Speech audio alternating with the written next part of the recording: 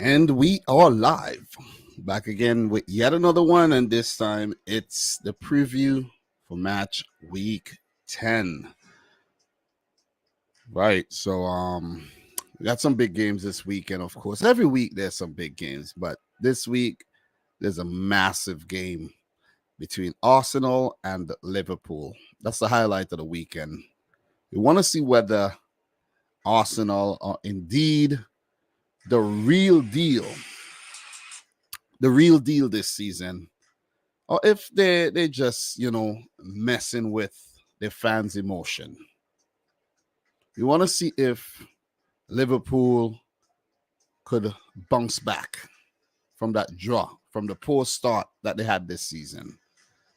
All these questions may or may not be answered this weekend. So big up to everybody in the stream. We're back again with yet another match week preview with your boy Dom. One thing I want to do, man, listen, is to be consistent with these match previews. And big up to everybody watching the replay, the reviews as well. Big up to everybody who been supporting the thing. Elias Abs. Big up to Lunatic Ambrose. Clinical in the house. Big up. How are you doing? Guys, don't forget to smash the thumbs up button for the stream. We'll definitely appreciate that, man. So without further ado, let's go. Let's do this. So, look, we got a lot of games to talk about, 10 matches. Let's just run through the Premier League front page. I did see that they will start taking the knee once again. Of course, part of the No Room for Racism campaign. I'm not really into fantasy football. Maybe next season. I keep saying that every season. But, some latest news here. See, talking tactics, McAllister and Caicedo can dominate Spurs' midfield. It's just a lot of things you could actually check out over on the Premier League main website. So the question's asking, should Klopp gamble on a new system at Arsenal? So it's a lot. There's definitely a lot, but we're gonna get through a whole lot of things in this episode. Of course, we talk latest news, we talk injury updates and all that good stuff. So you could see Silva issues update on Mitrovic.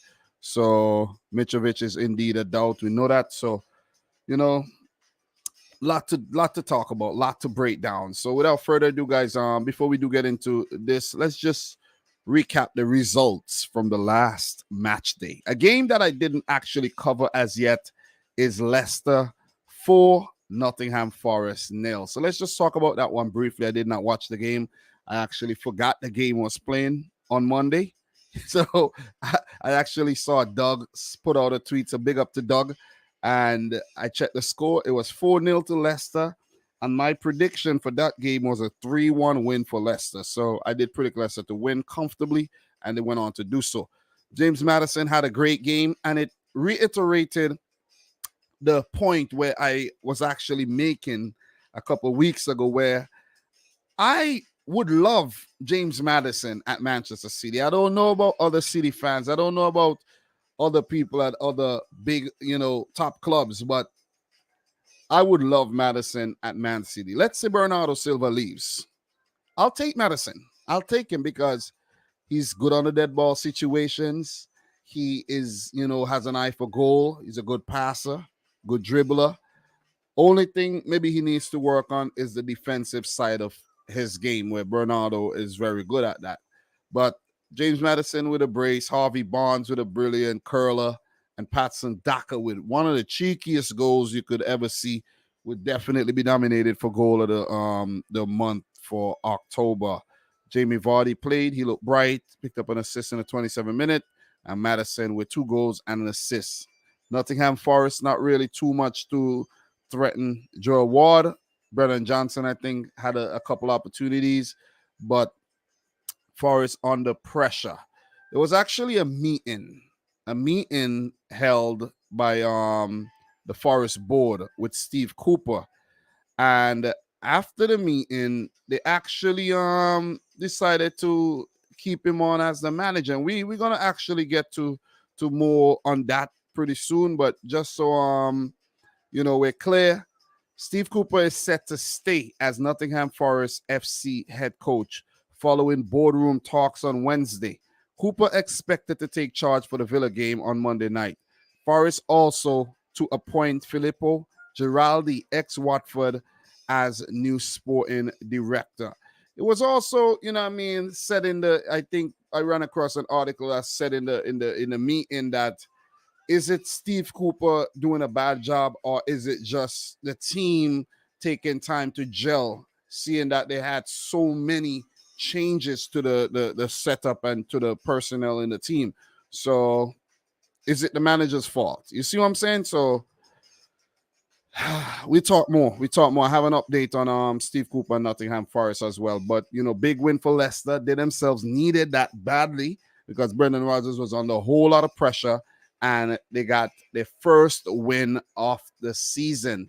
So with that win, Leicester City did move off the bottom of the table above Nottingham Forest, who has basically lost, I think, their last 5 games in a row.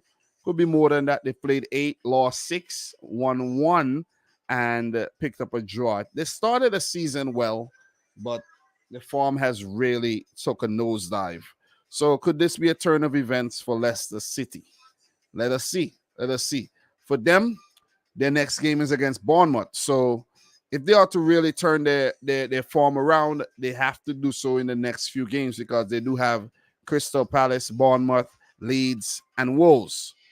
So teams that are not like setting the league on fire right now. So they do have Man City coming up, tougher teams like Everton and West Ham, Newcastle, Liverpool. So the next 4 to 5 games is where they actually have to, start picking up some serious points in the league. So with that being said, it's my thoughts on that one. In terms of Forest, they dropped to the bottom of the table, and their next game will be against Aston Villa. They also have a nice little run coming up against Villa, Wolves, and Brighton, teams that I think they could get results against before they do play Liverpool and Arsenal. They don't want to wait to play those games to get points, you see. So next couple of games, Steve Cooper and his boys have to start picking up points as well. So look, with that being said, let's just run through the other results. And Man City 6, Man United 3, Leeds 0, Aston Villa 0, Spurs 1, Arsenal 3, Bournemouth 0, Brentford 0, Crystal Palace 1, Chelsea 2, Fulham 1, Newcastle 4, Liverpool 3, Brighton 3, Southampton 1, Everton 2, and West Ham 2, Wolves 0, which resulted in the sacking of Bruno Lage. So with that being said, let's get to the fixtures. But before we do get to the fixtures, let's just take one look at this really quick.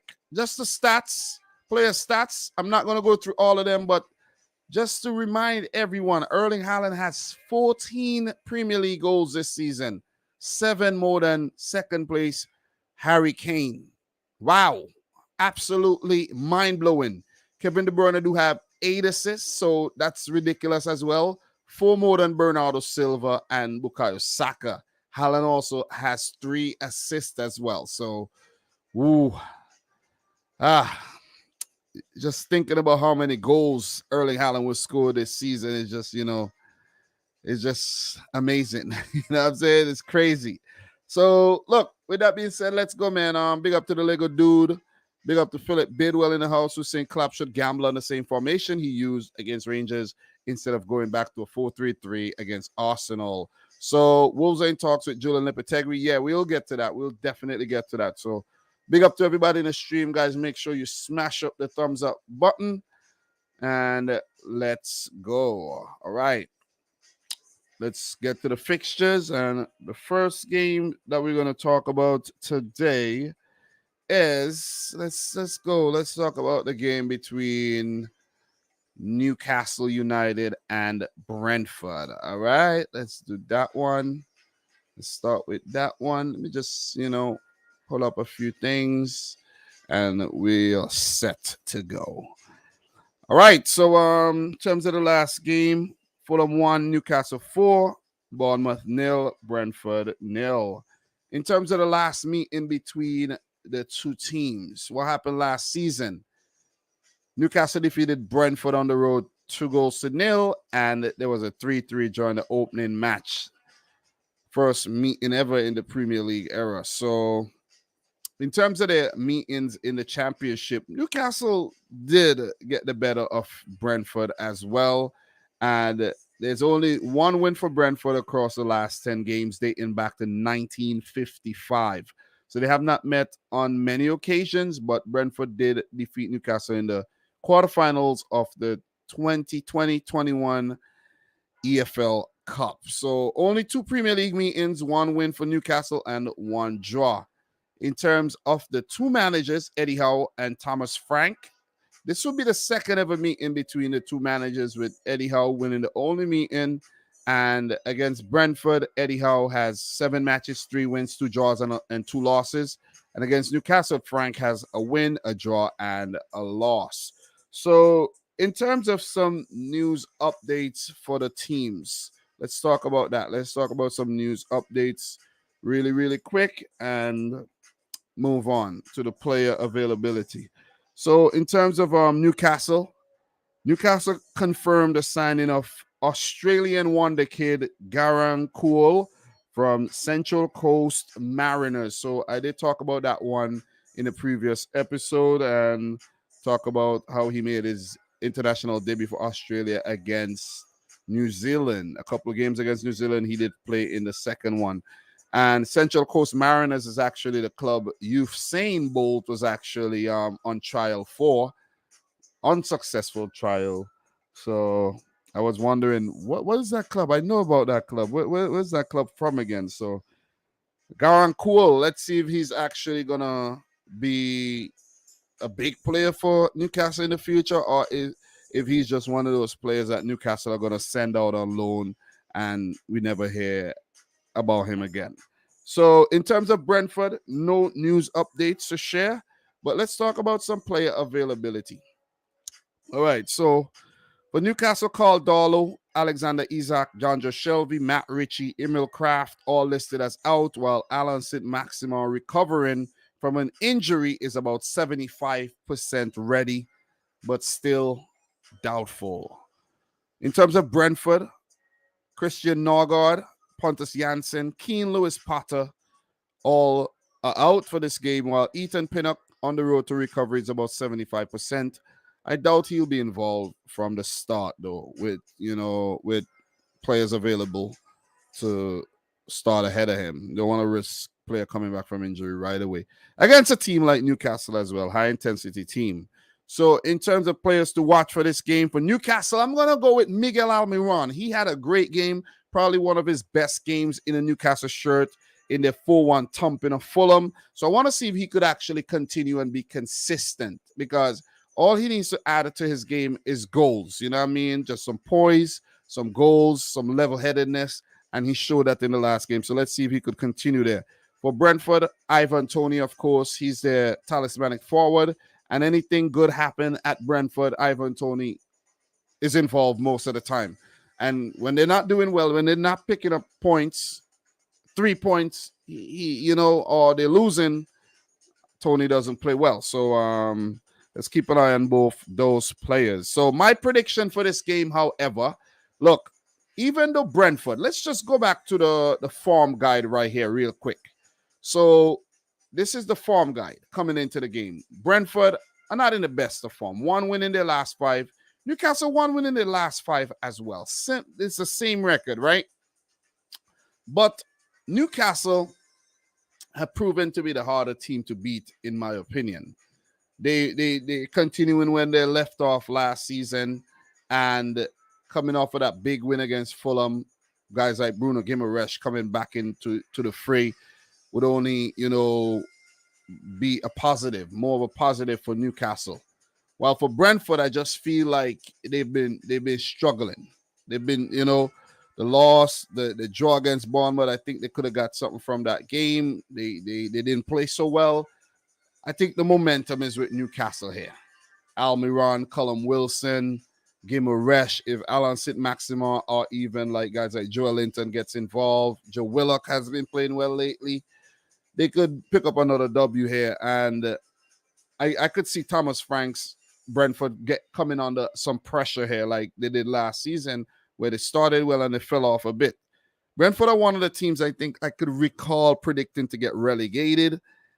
They don't look like they are going to get relegated, but you never know. So for this game, I'm going to go for a home win here for Newcastle, 2-0 for them to continue their dominance over Brentford FC. So 2-0 to Newcastle, in my opinion. Guys, let me know your prediction in the chat. I will definitely appreciate that. So for Newcastle United, who are 7th right now in the league with 11 points, 2 wins, 5 draws, and a loss, their next game will be a big one against Manchester United. I'll actually be in England next weekend, guys. Just so you know, if you don't know, now you know. Once everything goes smoothly, I'll be over there next weekend. I just figured I'll take a trip across the pond for the first time to watch Liverpool, Man City. And I actually got to get that ticket sent over something so that when I go to immigration, they don't think I'm coming over there for some other reason, you know what I mean? So I got to sort things out. So Man United versus Newcastle in their next game, followed by a match against Everton. As for Brentford, who are 10th with 10 points, not a bad start at all for them. 2 wins, 4 draws, and 2 losses. It's just their form as of late kind of taking a nosedive, right? So for them, their next game will be against Brighton. So 2 tricky matches coming up against both Newcastle and Brighton, followed by a London derby against Chelsea. So let me know your thoughts, guys. We have 2-2 draw. Big up to Marcel in the house as well. Big up to Errol Brown. Guys, drop your predictions in the chat. We'll definitely appreciate that, man. What we got here? I think, however, that it will be a 2-2 draw. Wissa and Tony will score for Brentford, and Isaac and Almiron for Newcastle. Well, I think Isaac is injured, but let's see if he plays. Big up to Jordan Hyman in the house, who says he know Usain Bolt very, very well. Big up to you, man. Nice to see you, Jordan. Mr. Albert Bass, please tell your lovely daughters to predict for Liverpool win so that we could win. One of your best fans from Budapest. Big up to you, man. Big up to you. I was actually talking to them girls today, and they're getting so big. Oh, man. The oldest one, Cassidy, just got her braces today, and she's so excited, you know what I mean? And Mel, I was hanging out with her on Tuesday, and she got so tall. And it's just crazy, man, how these kids are growing up so fast. They're making me look old. I'm actually getting old real fast, too, you know what I'm saying? I'm heading towards 40. Far away, but I'm heading towards 40, though. You know what I mean? I'm 35. I'm going to be 36 in January. Not looking forward to that one whatsoever. So what else we got here in the predictions, man? What we got? We got 2-3 for Newcastle. Big up to Shane Mousse. Big up to Errol Brown, who's saying 2-1 to Liverpool over Arsenal. So let's continue. That's 1 game down and 9 to go. Let us talk about this match. Nottingham Forest versus Aston Villa. You know what I mean? A very low-key affair. Let's talk about it this next Monday. You know what I mean? We don't want to forget about it, so let's just knock that out, and keep going. So let's talk. So in terms of their last game, Leicester 4, Nottingham Forest 0. Leeds 0, Aston Villa 0. In terms of their last meeting, however, Aston Villa defeated Nottingham Forest 3-1 the last time they met in the championship back in 2019. And there was a 5-5 thriller between Forest and the Villa. Wow, 5-5. You don't see that very, very often. So 5-5. So the home team, Nottingham Forest, does not have a great record against Aston Villa, picking up only 1 win across the last 10 matches dating back to 1996. When they met in the Premier League there. So not a great record at all against Aston Villa. There's a few draws sprinkled in there, 4 to be exact, and 5 wins for Aston Villa. But, the 3 points have been very, very rare for Forest when coming up against Aston Villa. So in terms of the manager, Steve Cooper and Steven Gerrard would face each other for the first time, and they would face the opposition team for the first time in their managerial careers as well.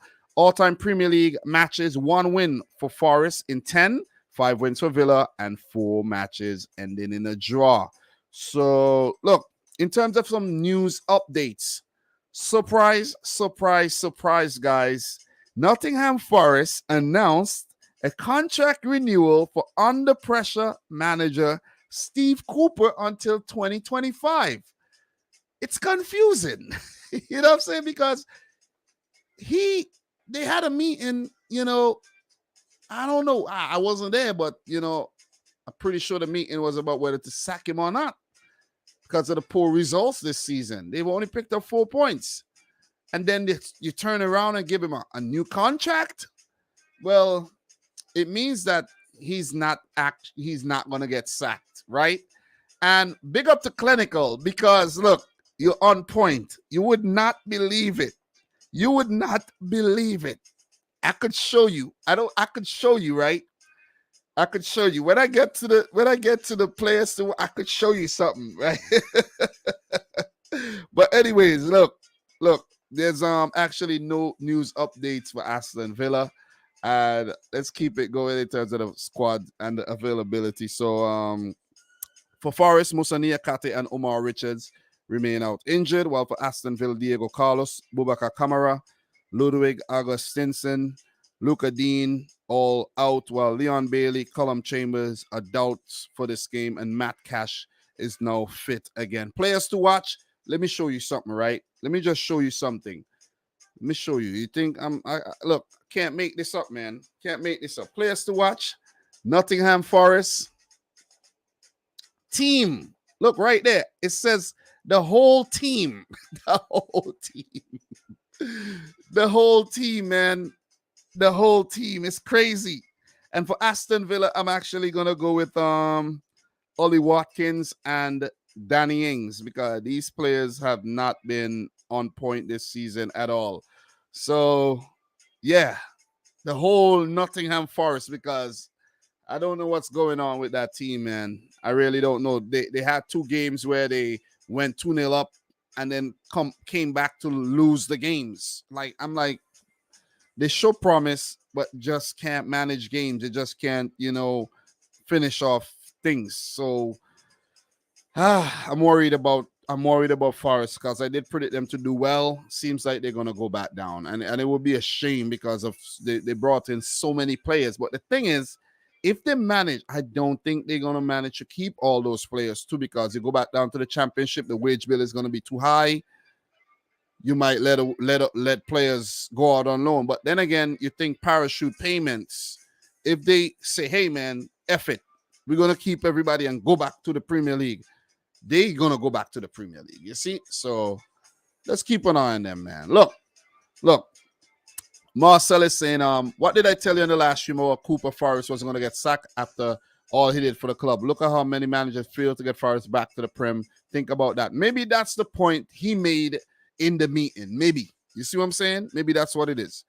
But they didn't sack him, and I think it's the right decision not to sack him because still early in the season, a lot of changes made. You got to back the manager. Give him some time.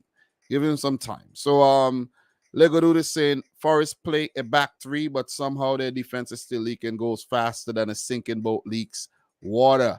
Big up to Lego Dude again, Lingardinho. You could take off the Dino off his name.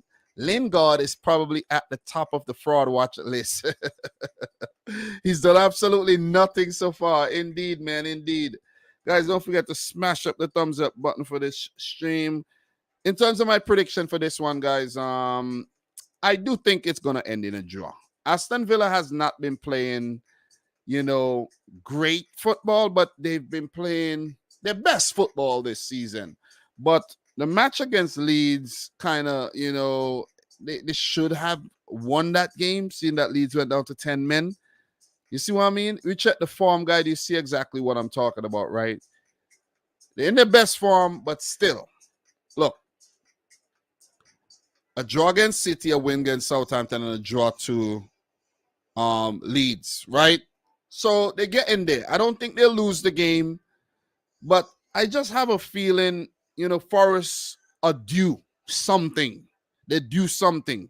They show glimpses against Fulham and Bournemouth, blown away against City, blown away against Leicester. I think they're going to get a 1-1 draw from this game. Villa's, misfiring up top, so they're not scoring a lot of goals. You could see right there, one against City, one against Southampton, none against Leeds, one against Arsenal, none against West Ham. So they're not scoring enough goals, in my opinion. And their defense with Tyrone Mings and Co in there, definitely susceptible to conceding goals. So I'm going to go for a 1-1 draw here.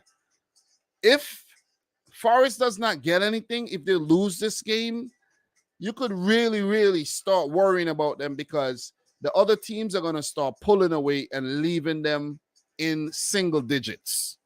So we might see 15 games played and they're still in single digits if they don't get a move on, because it ain't going to get easier. So look, with that being said, in terms of the next games for these teams, for Forest, who's at the bottom of the table, their next match will be against Wolves. So look, they have Liverpool and Arsenal coming up at the end of the month. They gotta start picking up points. The next 3 games against Villa, Wolves, and Brighton, they gotta start picking up points. Okay? I don't need to say this more than once. They gotta start picking up points. I'm gonna do it. They gotta start picking up points. As for Aston Villa, 14th in the league, 8 points. Their next match will be against Chelsea, followed by one against FC Fulham. So 1-1's my prediction, guys. Let me know yours in the chat. Marcel saying 2-1 to Villa. I have to back Gerrard. All right. So Liverpool, what you call it? The loyalties. So Marcel saying a 0-0 draw, stale, lifeless 0-0 draw with both teams creating basically no chances. Interesting. So with that being said, guys, we are going to keep it moving indeed. All right. So that's 2 games down, 8 to go. Let us keep it moving. So let's talk about Crystal Palace versus Leeds here. Crystal Palace versus Leeds. All right. Guys, see how I knock out these, low-key games first, and then we get into the bigger ones a little later when we warmed up and, we're ready to, what I'm saying? And we get more people in here as well. So Crystal Palace Leeds. Interesting game indeed. Definitely a hard one to analyze, but I'm going to do so anyways. Last game, Palace 1, Chelsea 2, Leeds 0, Aston Villa 0. In terms of the last meeting between the two teams, ended in a draw, 0-0 draw, followed by preceded by a win for Leeds United last season. So Palace's record against Leeds is not good at all. They only have 2 wins in their last 10 against Leeds, dating back to 2010 when they met in the championship. Since Leeds came back to the Premier League, Leeds do have 2 wins, a loss, and a draw against Palace. So they do have a good record against Crystal Palace, though. And Palace have actually gone scoreless against Leeds in their last 3 matches. Scoreless last season as well. So Jesse Marsch versus Patrick Vieira here. So 10 matches against Jesse Marsch, 3 wins, 2 draws, and 5 losses for Patrick Vieira. And the 2 managers met many times in the New York derby for New York Red Bulls and NYCFC, where March was in charge of Red Bulls and Patrick Vieira in charge of the City Group Club, New York City FC. So interesting, right? Very, very interesting. And another interesting fact, Patrick Vieira is actually the only Premier League manager I've ever met in person. I met him while going on a cruise back in 2018 when he was in charge of NYCFC. I also saw Jack Harrison when he was part of that team as well, and David Villa. So, yeah. So, against Leeds, no wins for Vieira. 1 draw, 1 loss. And against Crystal Palace, 1 game, 1 draw for Jesse Marsh. So, look, in terms of some news updates here, let me just scroll down to the farm. You guys take a glimpse of the farm, help you with your prediction. So, for Crystal Palace, American international Chris Richards came out and said that social media abuse is more likely due to skin color than performance. And I don't know. I don't know if I agree with that because what he's basically saying is if a white player doesn't play well, social media doesn't get on him. I don't think so. I really don't think so. Is he saying that because you're a black player, social media is just gonna criticize you just because for every little thing? I don't agree with that. I really don't agree with that. You know what I'm saying? I think if you don't play well, whether you're black, white, brown, yellow, whatever, you're gonna get a new one ripped. You know what I'm saying? So I don't know. I don't know why he said that, but still, you know what I mean? Don't abuse players on social media because of their performances. You know what I mean?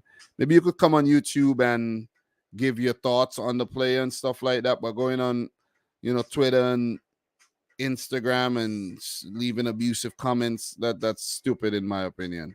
So look, no news updates for Leeds United, however, but just a little thing there from Crystal Palace. So in terms of player availability here, for Crystal Palace, Nathan Ferguson remains out injured. I'm really fed up of mentioning his name because he has not been playing, all season. He's been injured. Nathaniel Klein remains out, Jack Butland, James McArthur, and Chris Richards himself, while Joachim Anderson remains a doubt. For Leeds, Stuart Dallas will be back next year, not next season. Archie Gray, the youngster, remains out, while Adam Forshaw is a doubt, and Luis Sinisterra is suspended for that red card he picked up against Aston Villa. Players to watch for Crystal Palace, Wilf Zaha and Eberechi Eze. If anything's going to happen, it's going to go through both of those players or one of them. So Crystal Palace are going to need their talisman to actually click in this game. For Leeds, I also went to the duo of Brendan Aronson and Jack Harrison. Aronson has gone a bit quiet. Well, for Harrison, I think he's neither here nor there. You see what I'm saying? Some games he could be really good. Other games he could be very bad. You see what I'm saying? Opportunities and not taking them. So let's keep an eye on those players. So in terms of my prediction for this one, however, look, it's a tough one to predict. Let's take a look at the form really quick.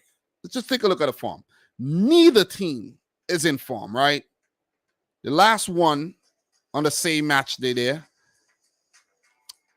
See that? 3-1 versus Villa and 3-0 versus Chelsea there. But form has been really sketchy as of late. I'm leaning towards a Crystal Palace win here. I just feel like, they're at home. They didn't play too bad against Chelsea. I think they deserve something from the Chelsea game where Conor Gallagher came on and, sucker punch him. I have a feeling Palace are going to win this one, 2-1. Leeds have been, okay this season on the marsh. Form falling away a bit. Draw against Villa was a good point after going down to 10 men. But I just need to see more. I really need to see more. Marsh, I think, has done a great job. He'll be back on a touchline, taking over after Bielsa. The wheel fell off on the Bielsa. He steadied the ship a bit. But I just have a feeling, Vieira is going to get the better of Leeds here.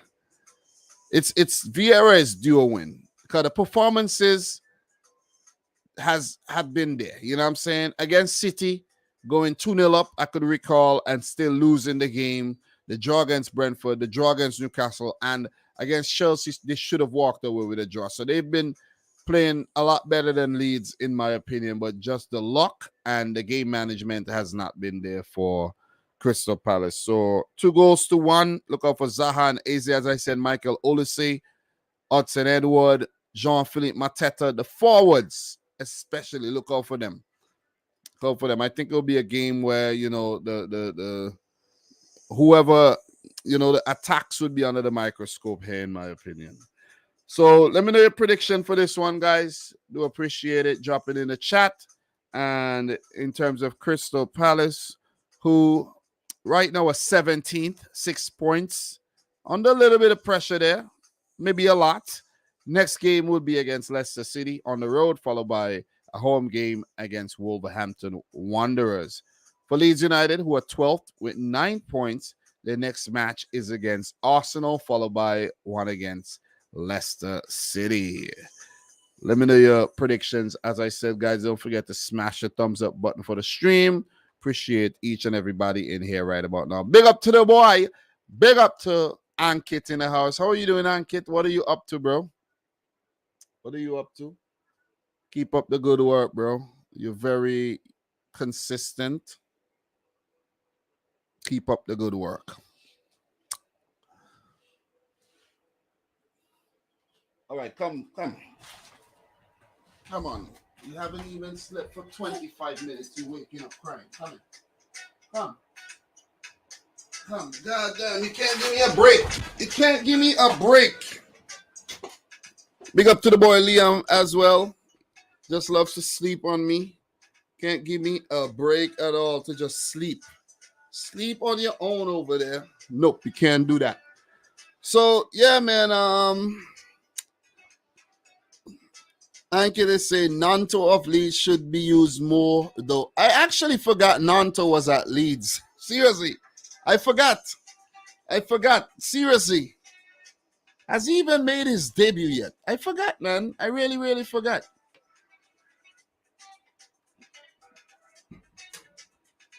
But yeah, Ankit, bro. Keep up the good work. You know, you and I have been planning to do something for a while, but I've been busy, man. And the time difference doesn't help as well. So he's saying Palace should win, in my opinion. Thiago Silva escape a red. Remember, Gallagher, as you said, Zaha had a quiet game because of James, but will come back better. And he said, I was just making changes to my fantasy Premier League.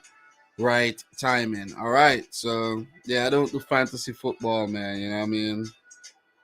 But, guys, smash up the thumbs up button if you're yet to do so. What else we have here in terms of predictions? Let me see.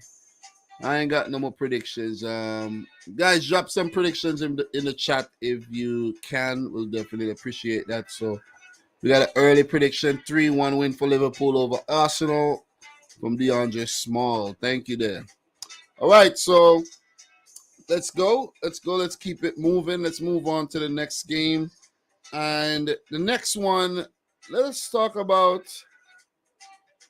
Bournemouth, Leicester. Let's talk about that one. Let's talk about Bournemouth versus Leicester City. Let's see if I could actually locate that. Where did I write that down? You know, Bournemouth. I think that was one of the earlier things that I written down. All right, Bournemouth versus. Okay, so Bournemouth versus Leicester City. Big up to Bournemouth, though. You know, got to give shout outs to Bournemouth because since that 9-0 drubbing against Liverpool, they have not lost a single game. So it's weird, but it's true. You know what I'm saying? So big up to AFC Bournemouth. All right, let's talk about this one. Bournemouth 0, Brentford 0 in their last game. Leicester 4, Nottingham Forest 0. In terms of their last meeting, the last one in the Premier League back in the 1920 season, where 1 win apiece, 4-1 win for Bournemouth, 3-1 win for Leicester. So Bournemouth has a very good record against Leicester City. However, you know, in the last 10 games where they picked up 3 wins and have only lost twice. And those losses came at the King Power, and this game will not be at the King Power. So, you know, things are looking on the up for Bournemouth. Gary O'Neill and Bournemouth here, I got to say, man. All-time Premier League results, 10 matches, 2 wins for Leicester, 3 wins for Bournemouth, and 5 games have ended in a draw. So Leicester City are one of their most favorites team to play against. So Brendan Rodgers versus Gary O'Neill for the first time. O'Neill versus Leicester for the first time. And this will be the sixth meeting for Brendan Rodgers against Bournemouth. He has a very good record with 5 wins and 1 loss in 6 games. So not a bad record at all for Rodgers, but that's since he's in charge of. Let me check out the teams he's actually managed. Well, it was while he was at Liverpool, 3 wins as a Liverpool manager, and 2 wins and a loss as Leicester manager. So yeah, so the Liverpool stats did help out his record against Bournemouth there. So look. In terms of some news updates, let's talk about that for Bournemouth. I didn't run across anything. Nothing to do with the bringing in a new manager for Gary O'Neill. It seems like they might actually keep Gary O'Neill in charge. And I think it's a wise thing to do because he's had the Midas touch, man. Since he took charge, have not lost. Even though there's only been 1 win, but look at the record right there. Look at the form guide. 1 win and 3 draws. This is brilliant. This is after the 9-0 loss as well. So the 9-0 loss is still within the last 5 games. So makes their last 5, record looks bad. So if they get a result there, they'll be one of the more informed teams in the leagues, believe it or not. So look, for Leicester City, Robert Huth would return to the club as loans manager. So big up to Robert Huth, who was part of that title-winning team back in, when was that, 2015-16. So that's the news updates for you guys in terms of player availability for this game.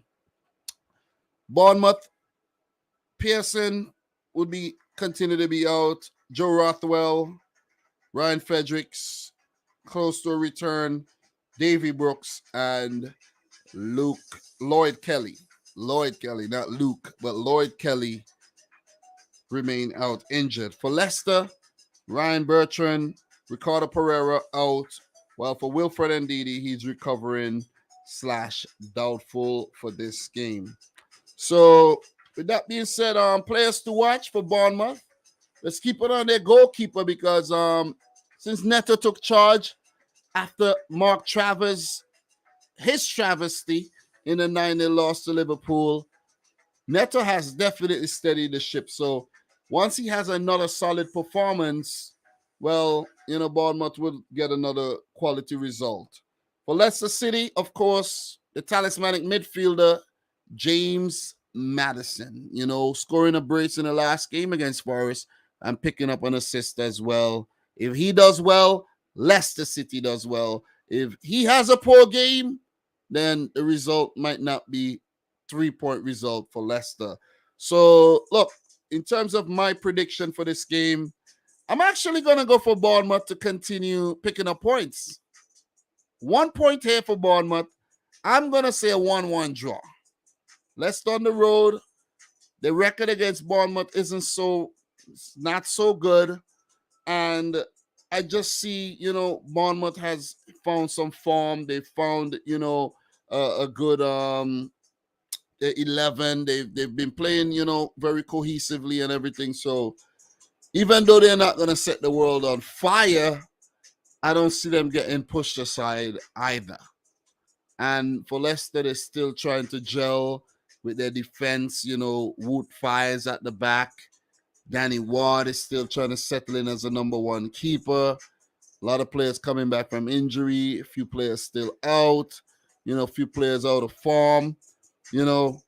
So even though they're coming off of a big win that will help their confidence a whole lot, you're coming up against a Bournemouth team who's going to be very, very gritty in that small stadium. So I could see them picking up yet another point from this game. And the point would also be a great result for Leicester because you go back, you check the form guide. Let's go back and let's check the form guide.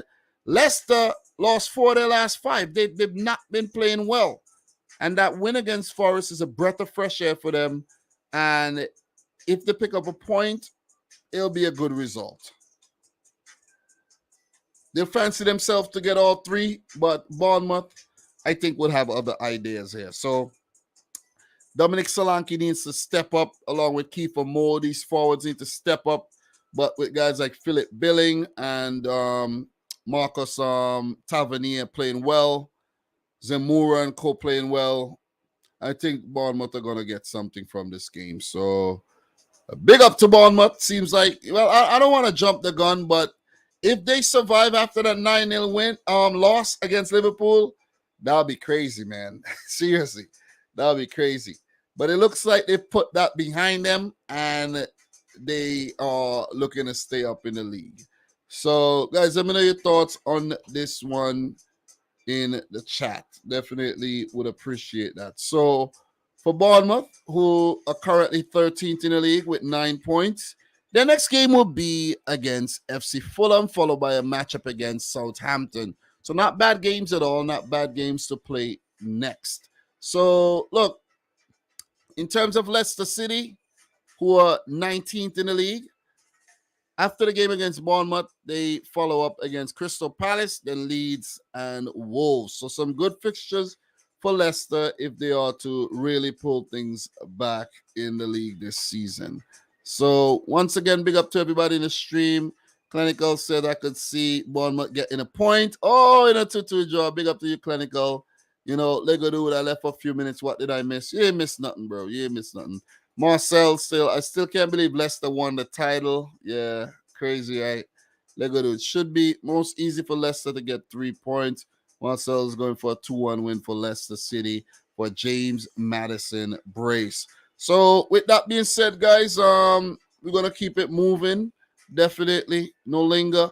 Let's go on to West Ham versus Fulham in this London derby. The Hammers versus Fulham here. So we just all right. So let's go. This shouldn't take super long to, preview. So let's just, the recent games, the recent meetings right there. But let's just keep that on the form guide right there. You guys could. Yeah, actually, let's go up to the head-to-head. I usually do the head-to-head there. So let's get into this one. How's everybody feeling today, man? Nice to be back.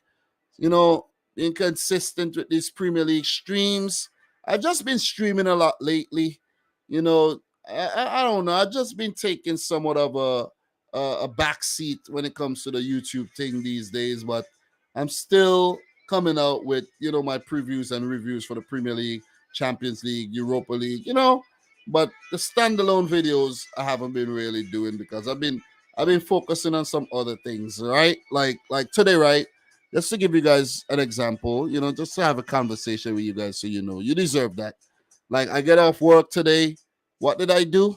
I get off work at 1. I got home, drove home, got home in under like 20 minutes. And what did I do? I replaced the alternator on my Honda, right? Bought the alternator. It cost me about almost $300. With the core, I got to return the core, which is an old alternator. And I replaced my alternator within that hour. And then I dropped my wife to work. So I've been busy, man. I've been busy. You know what I'm saying? So I'm not just, abandoning you guys. And I've just been focusing on life because YouTube could be very time consuming and it could suck you in and it doesn't want to let you go. You see what I'm saying? So, yeah. All right. So let us talk West Ham versus Fulham. It's a London derby, so it's going to be a high-intensity game. Two very, very attacking teams coming up against each other here. And in terms of West Ham, they actually picked up a 2-0 win against Wolves in their last game and a 1-0 win against Anderlecht in the UEFA Europa Conference League. I am yet to actually watch the highlights for that. I think I'll be watching a lot of highlights tomorrow, though. Even after the stream, gotta go pick up my wife. I gotta start watching those Europa League and Europa Conference League highlights because I do have a Saturday night Europa League stream with my boy Steve. You know what I'm saying? So look, congrats to West Ham on that win in the Conference League. They're doing well, but they gotta be mindful of that Thursday, Sunday football as well, where Fulham would actually be rubbing their hands, looking to bounce back from their 4-1 loss against Newcastle. In terms of the last meeting between the two teams, there's been a 0-0 draw and a win for West Ham. Fulham, 2 wins in their last 10, dating back to 2010, and 2 draws. So West Ham actually hold the aces here, where David Moyes coming up against Marco Silva for only the 3rd time, 1 win apiece for the managers. And this would be the 36th time that David Moyes is managing against Fulham, with 18 wins, 6 draws, and 11 losses. The 6th match for Marco Silva against West Ham with 4 wins and a loss. So very, very good record for Marco Silva. So look, all-time Premier League results, 24 matches, 4 wins for Fulham, 6 draws, 14 wins for West Ham United. In terms of the news updates, guys, I didn't find any notable news updates for any of the clubs at all, so we're going to skip that section there and move into player availability. For West Ham, new signings, Naif Aguerd and Maxwell Cornet are out for this game, while Jared Bowen, who injured his finger, should be 100% involved in this game as well. So for Fulham, Harry Wilson, even though he's back in training, should remain out. Livin Kozawa, new signing, and Manor Solomon are out, while Nathaniel Chalobah is serving a red card ban for that foul in the last game. João Palhinha is available again after his 5 yellow card suspension, while Alexander Mitrovic, Kenny Tete, Willian, and Anthony Robinson, who's recovering from that injury, are doubtful. Players to watch for me in this game. For West Ham, Gianluca Scamacca. Whenever Scamacca starts, West Ham seems to do very, very well. So I expect him to start once he's fit and ready to go.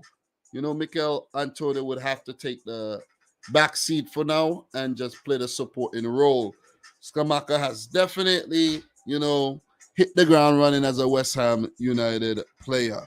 For Fulham, player Bernd Leno, he's been under some pressure lately. Let's just go back to the latest games for Fulham, and you could see, a couple losses there. 3 losses in there. He's been conceding a lot of goals, so got to be careful, man, against a very attack-minded team like West Ham. I could see West Ham, dominating possession and dominating the chances. So if Fulham want to walk away with anything from this game, of course, the goalkeeper, like in any other game, would have to be on point. But there's just some games where the goalkeeper doesn't really have much to do. But in this game, I think he will be very, very, very busy, or the busier of the 2 goalkeepers there. My prediction for this one, man, look. With so many players out injured for Fulham and doubtful for this game, including the talismanic striker Alexander Mitrovic, I just can't see Fulham getting anything from this game. I really can't. You see what I mean? And if you look at their performances lately against the more quality oppositions, Arsenal, Spurs, Newcastle, they've lost those games, right? For West Ham, they're picking up some form, right? Have not won a lot of games this season, but the last game against Wolves, they look good. They look good in the Europa Conference League as well. They have a very deep squad where they could rotate many, many players. And I think they're favorites to win this London derby here. Expect, a couple goals, maybe for Scamacca, Jared Bowen to get on the score sheet. There's so many goal threats. Ben Rama, Fornals, Lanzini, you name them. Susek, who could pull off one. Declan Rice. So I'm favoring, Mikel Antonio, don't forget him. I'm favoring West Ham United here for a 3-1 win. A little bit of pressure on Marco Silva and Fulham, but I think that will be temporary because I like the look of Fulham this season, but they need to keep their key players fit. All right? And look, having João Palhinha back in the team would definitely help, but I still can see West Ham winning this game 3-1. So, guys, share your prediction in the chat. Definitely appreciate it. So for West Ham, who are currently 15th in the league, 7 points, David Moyes relieving a lot of pressure off his job with back-to-back wins, one in the Europa Conference League there and the Premier League. Their next game will be against Anderlecht in the Europa Conference League next week, followed by a matchup against Southampton. In terms of FC Fulham, who are 8th in the league on 11 points, so great start in terms of Fulham and their context when it comes to the league. Their next game will be against Bournemouth, followed by one against Aston Villa. Guys, share your prediction in the chat. Would definitely appreciate. Yeah, big up to your football journey. I didn't even realize that, man. Alejandro Loaiza of Ecuador. Big up to you, man. Nice to see you in the house. Is Ecuador gonna be at the World Cup? Yeah, are they? Are they? Isn't there like there's a protest going on still, right? Chile is trying to get there. Yeah, it's not gonna happen.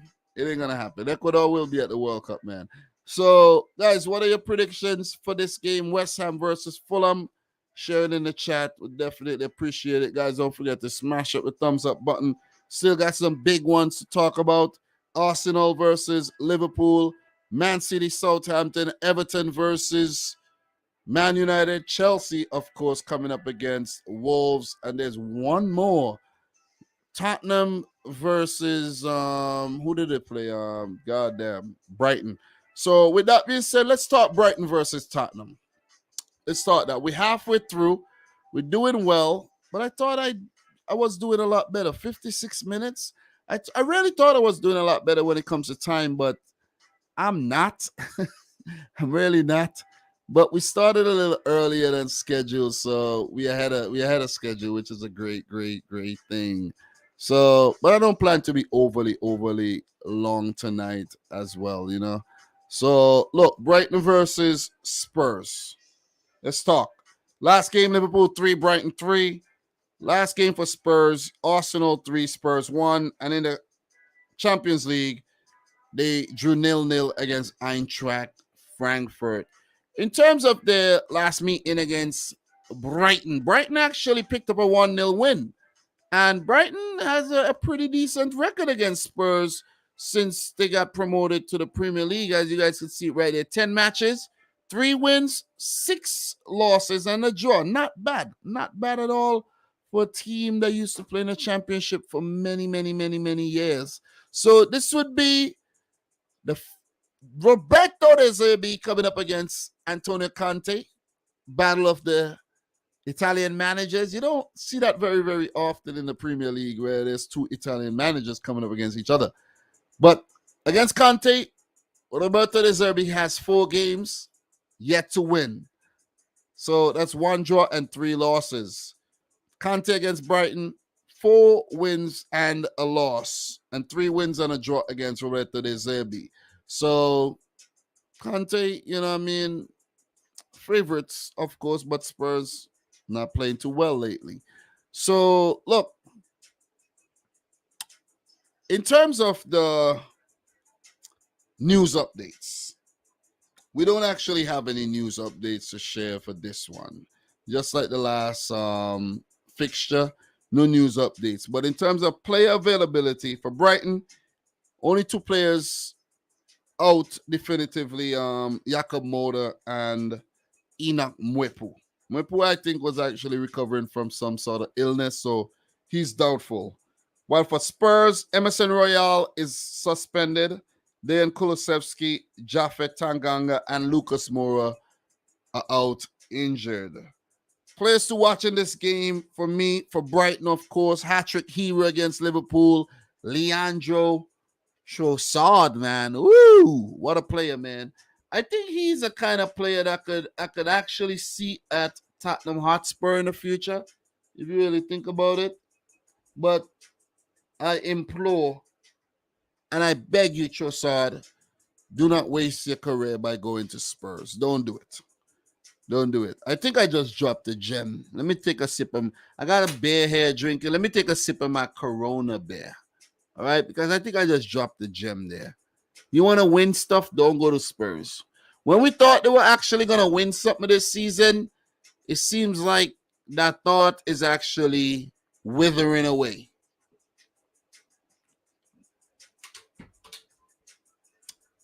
Anyways, Anyways, I digress. Player to watch for Spurs, Harry Kane, man. You know, last few games he's been somewhat absent. And you look at their form guide. They did pick up he did score against Arsenal, but when it's actually needed, look, the Champions League game and the Arsenal game, Harry Kane, 7 goals this season, but I need more from him. That's what I'm basically trying to say. I just need more. You see what I mean? And Spurs, their fortunes would rely on how well Harry Kane plays. To just keep a long story short. So, look, in terms of my prediction for this one, I'm actually going to go for a win for Spurs, though. I know Brighton has been playing well. They're above Spurs in the league table still. And, but with a new manager, I'm kind of disappointed in Brighton in the last game against Liverpool. I think they should have went on to win that after being 2-0 up, allow Liverpool to score 3, but they'd come back and pick up a point. You know, you gotta be a little bit more steady than that, man. You know what I mean? You can't be giving up points from a winning position like that. And I just could see, Spurs, even though they lost their last game against Brighton, and Brighton do play well against them. Brighton got a couple wins there. I just fancy Spurs bouncing back. They need a big result, especially after the loss against Arsenal. They need a big result. I could see them winning this one 3-1. Couple goals maybe for Kane, Richarlison, Son. They have to come to the party. They really have to come to the party. One problem with Spurs, I think, is their midfield is a little robust for me. It's a little bit robust. And big up to Alejandro Loaiza. Not here. And also big up to Ivan LFC in the house as well. Appreciate you coming through, man. And appreciate you remaining a member of the channel. Even though I don't pump out the content like I should, but appreciate you coming through though. Alejandro is saying Caicedo might not play tomorrow, unfortunately. If he does, I can see a 1-1 draw with my Ecuadorian Seagulls. So that's probably a late update for injury there, because I did this game a couple days ago. So the injury update is not 100%. It's about 90% correct. You know what I'm saying? Ivan said I've been busy also. Yeah, man. Life is real, man. Life is real, and you can't really be. To be honest, man, I was losing a grip of things. You see what I'm saying? I was really losing it because I kind of got lazy, man. When COVID came in,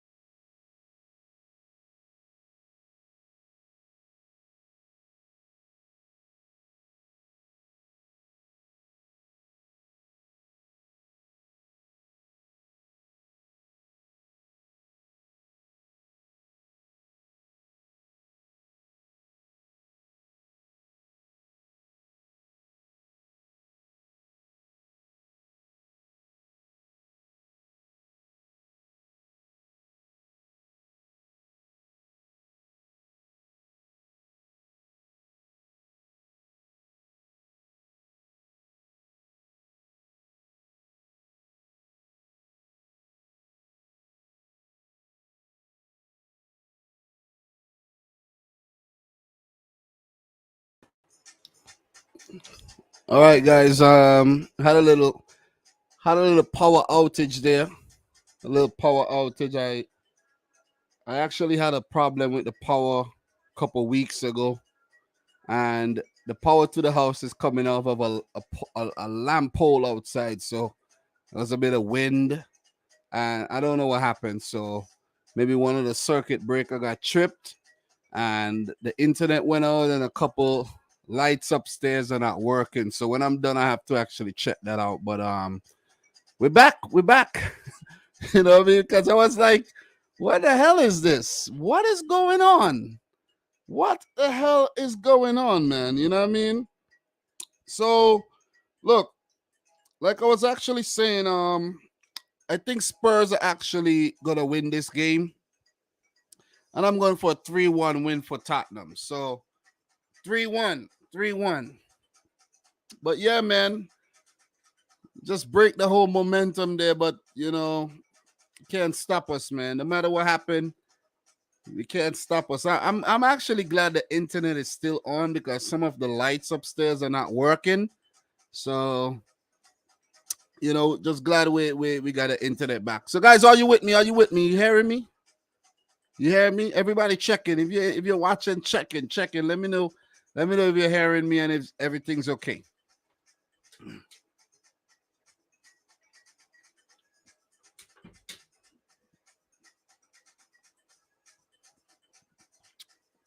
Big up to MK Av as well. Big up to you. Nice to see you. At Ivan, you're not bad luck, bro. Just had a little power problem. Very rare, but it happened because I'm getting the power off the light pole on the street.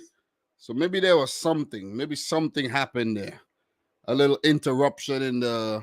I don't know. Maybe there was like a surge or whatever, and it kicked off one of the circuit breakers there. So I'm gonna have to deal with that when I'm done. But so another game down. Let's continue. And let's talk about Everton versus Manchester United here. So, Everton versus United. Let's talk. Let's talk. Thanks to everybody who's still stuck around, even though the stream went out. Appreciate that. You guys are indeed the real deal. So, Everton versus Manchester United. Let's talk about this game. Won't be super, super long on it, but let's talk. So, Everton versus United. Southampton 1, Everton 2 in their last game. And for Man United, Man City 6, Man United 3. And another high-scoring thriller for Man United where Omanoya scored 2, Man United 3. I didn't actually get to watch the highlights for that, but I heard Cristiano Ronaldo was actually horrible in that game. I saw he did start, so I'm thinking to myself, is Cristiano Ronaldo now relegated to being a Europa League player? Crazy, man. Crazy.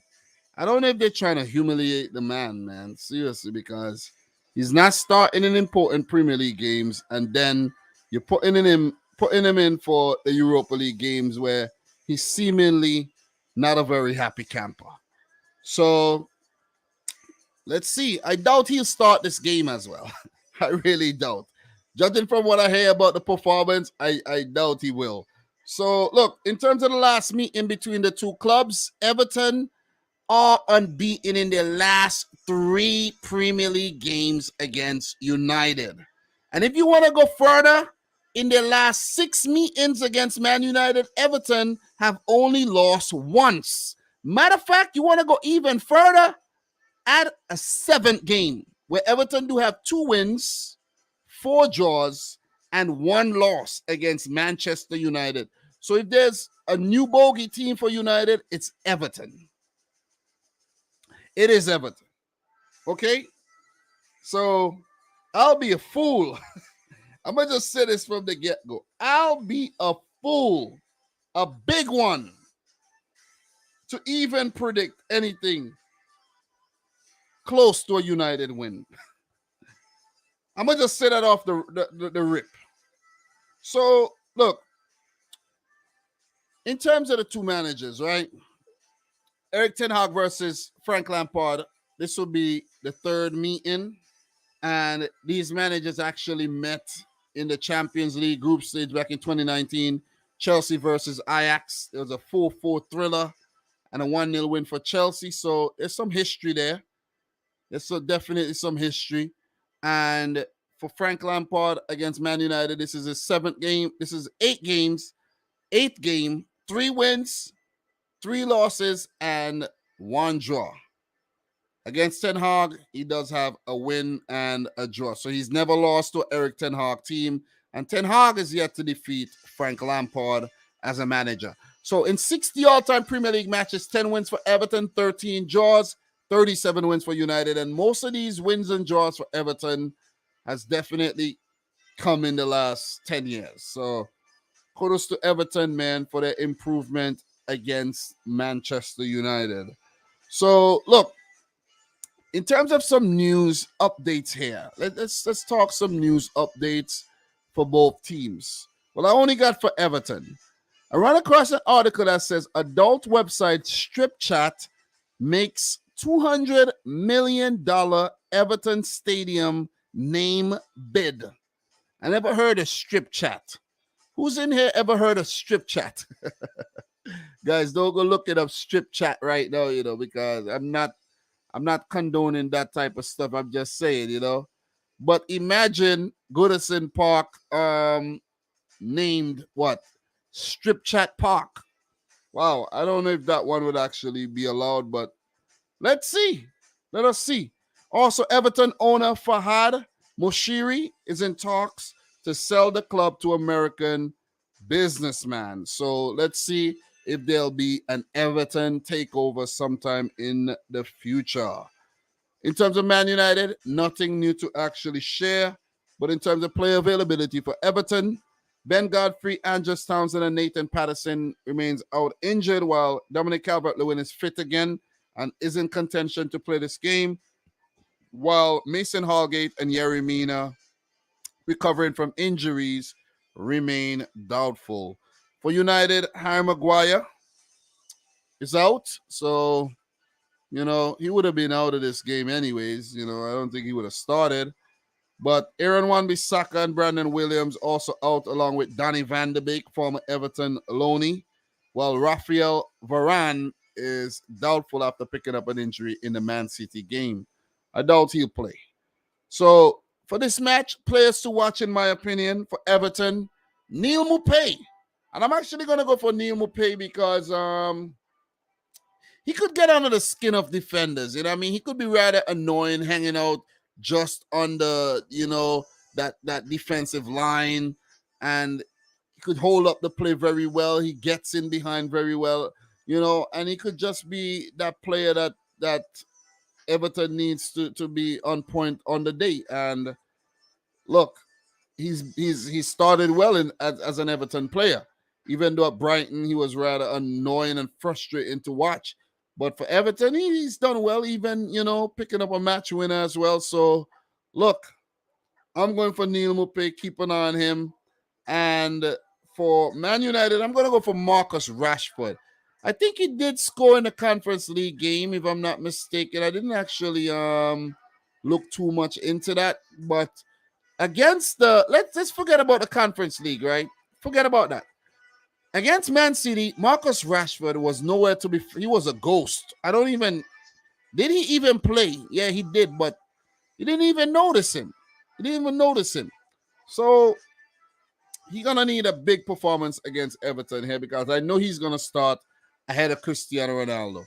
So, look, in terms of my prediction for this one, guys, I'm going for a 2-2 draw. Jordan Pickford back in goal for Everton. Their defense is pretty sound with Connor Cody and James Tarkowski, and Idrissa Gueye in the midfield. They're going to just be a hard team to break down, but I could see goals in the game. You know what I mean? Anthony Gordon has been in good form. Alexi Iwobi has been in good form. Demari Gray. Connor Cody scored in the last game there. So, look, Dwight McNeil, I can't see Everton losing. based on the recent form, the great recent form, I can't see them losing to United. And for Man United, look, they didn't play well against Omonia. That's embarrassing to win 3-2 against a team like Omonia. And against Man City, they were really, really put to the sword. 6-3. And it's only because City took the feet off the gas in the second half, why it became a rather respectable kind of scoreline. But United, when you really think that, okay, Ten Hag has really pulled things back, 4 wins on the bounce after the Brighton and Brentford losses, then you get the performance against Man City. You see what I'm saying? Like, they're not beating Everton. 2-2 draw, in my opinion. 2-2 draw. It's going to be a good game. Very close one. But I think each team walk away with 1 point from this game. So, look, United could well go on to win it, but it'll take some big performances from the likes of Bruno Fernandes, Christian Eriksen, Anthony, Sancho, and these guys would have to step up, though. But Everton are not just going to lay down and take a beating from United. It's not going to happen. It ain't going to happen at all.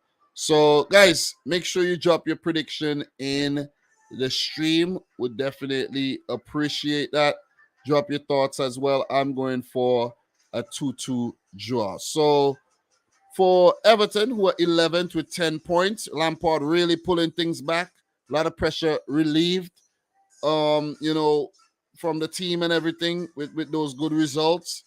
Back-to-back wins, right? Back-to-back wins for Everton. They're looking a lot better. Their next game is against Spurs, followed by one against Newcastle, then Crystal Palace. Tough games coming up for them. For Man United, who are currently 6th with 12 points, their next match would be against Omonia in the Europa League, and then against Newcastle, then Spurs, then Chelsea. We got some massive games coming up, man. So it's a tough period for United, and I think we're going to see some poor results. And not just because I'm a Man City fan. I could just see some poor results coming up, man. So, look, did you do the Wolves-Chelsea match yet? Yeah, I did it. So you missed that game. That was a game you missed. That was definitely the game you missed. Ivan is saying a 1-1 draw. And Lego Dude is saying a 2-1 win for Man United. Okay? So, big up to everybody in the stream, guys. Don't forget to smash the thumbs up button. Do appreciate it. We are going to keep it moving. All right? We're doing well. We're definitely doing well. Got a few games to talk about. And I didn't actually do the Chelsea versus Wolves. My bad. Let's talk Chelsea versus Wolves. I didn't do that game yet. At all. So, my bad. I got distracted. It don't really happen that often where I'm doing a stream and I just get knocked off the stream. That was rather strange, though. I don't know what happened there. Seriously. I don't know if there was like an overload of the circuit. But I'm not really using a lot of things right now. So, not like I got on the washing machine and I got on a whole lot of things going up. No, and that's weird. But there was a little wind outside, though. So, maybe that's the reason. But let's talk Chelsea versus Wolverhampton Wanderers. Woo! All right, so last game, Crystal Palace won, Chelsea won. In the Champions League, Chelsea 3, AC Milan 0. For Wolverhampton Wanderers, they're coming off of a loss against West Ham United, followed by the manager Bruno Lage getting the sack. So, look, are they going to have some new manager bounce here where there's interim managers in charge and it's going to actually help them to get that bounce? Oh, yeah, Bruno Lage is gone. Now we can play freely kind of thing.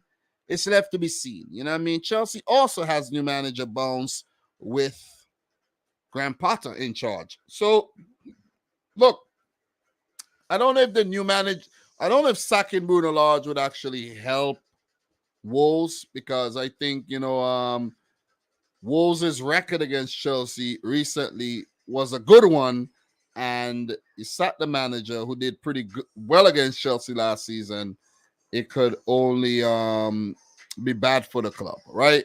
So, look, in terms of the last meeting, last season, 2 draws.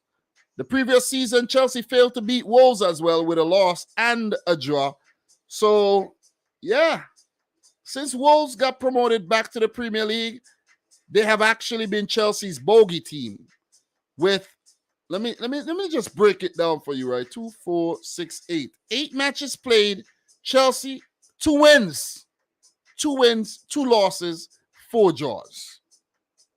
4 draws. You see what I mean? So you sat the managers on the eve of a big game where you have a good, a good track record. It's not looking too good. Seriously. Not at all. So in terms of some news updates for Chelsea, there's always a lot of news updates for Chelsea for some reason. Christopher Nkunku understood to have signed a pre-contract agreement to join Chelsea next summer and have committed to play to Chelsea have committed to pay above 60 million release clause to secure the 24-year-old now. So congrats, Chelsea has a new player coming in next summer as well. You know, Chelsea like to do those kind of deals, secure the player very, very early. So Chelsea also hold talks to buy Portuguese side Portimonense as Todd Bowley looks to kickstart Chelsea's multi-club project that I spoke about.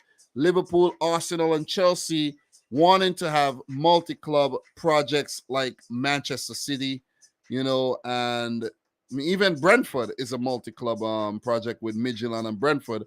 Also, teams like Watford and Udinese and what's the other club in Spain? They also have a Spanish club as well. I can't remember.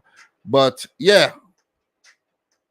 So let's see how that one works out if Chelsea's going to buy Portimonense. So look, for Wolverhampton Wanderers, Wolves set to hold talks with Julian Lopetegui in the next few days. Wolves sacked Bruno Lage and Sevilla did sack Julian Lopetegui. So maybe Bruno Lage would go to Sevilla and Lopetegui will go to Wolves. But I have not really checked up the Sevilla news to see who's actually going to be in charge of Sevilla. So I know Leverkusen sacked Gerard Sione and they hired, of course, Xabi Alonso. But I haven't seen anything with Sevilla, though. So let me just look up Sevilla really quick there and see if there's any updates on the new manager. Okay. Okay. Jorge Sampaoli is the manager of Sevilla again. Okay. Pretty sure someone said that in the chat. No one said it? Okay, no one said it in the chat. So Jorge Sampaoli is actually in charge of Sevilla. All right. He was last in charge of Marseille. Okay. So, yeah. You got that update right there. So, let's keep it moving, though. Also, Bo Svensson is also on the list of managers that could replace Bruno Lage. Conor Cody is set to stay at Everton, despite Wolves changing managers as well. And I think there's a fee of about £5 million for Conor Cody, which is very, very cheap. So, look, in terms of player availability for Chelsea, N'Golo Kante and Wesley Fofana remain out. Fofana, I think, picked up an injury in the last Champions League game, while Carney Chukwuemeka is doubtful, and I doubt he would have actually been involved in that game as well. So, for Wolves, off the top of the head, I know that Raul Jimenez, Sasha Kalajic are out injured, along with Chiquinho, and there's been a few suspensions as well. Nathan Collins, a red card. Ruben Neves, 5 yellow cards. Pedro Neto is out. And Hwang Hee-chan is a doubt for this game as well. Wolves are really struggling. Here. Players to watch. For Chelsea, Reece James. He's been their best player this season. Scoring, assisting, and helping out in defense a lot. He's a defender. Reece James, man. I told y'all Reece James was better than Trent Alexander-Arnold, and y'all don't want to believe me. Y'all want to argue with me. Y'all want to argue. You could continue arguing. He's a more complete player. Could argue that Trent has an edge in terms of the attacking side of his game. Has the edge. But Reece James is a better player all around. Come on. Come on, you're going to lose that battle if you want to argue with me. So big up to Reece James, though. I would love him at Man City, but I don't think that's going to happen.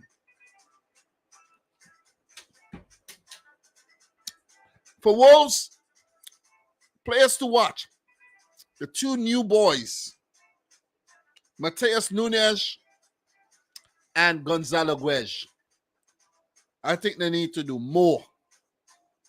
They didn't start too badly, but they gotta do more. They gotta contribute more to the team in the absence of all the players that I listed: Raul Jimenez, Kaladzic, Ruben Neves, Hwang Hee-chan.